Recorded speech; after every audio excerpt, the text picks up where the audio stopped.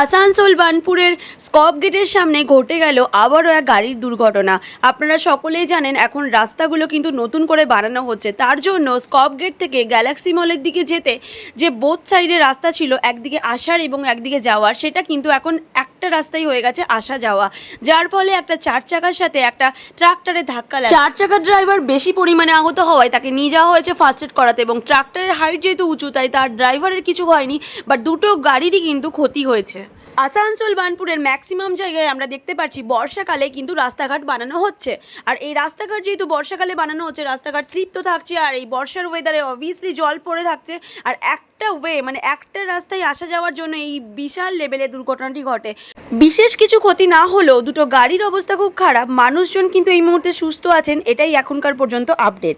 কিন্তু এই যে রাস্তাটা, এটা ওয়ান ওয়েতে করার জন্য যে কোনো মানুষের যে কোনো মুহূর্তে ক্ষতি হতে পারে, তার জন্য রাস্তাটা যত তাড়াতাড়ি কাজ করা কমপ্লিট হবে ততই কিন্তু মানুষের জন্য ভালো।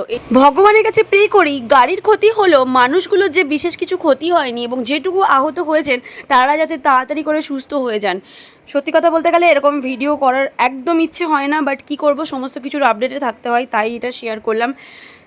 সকলে সুস্থ থাকবেন, ভালো থাকবেন।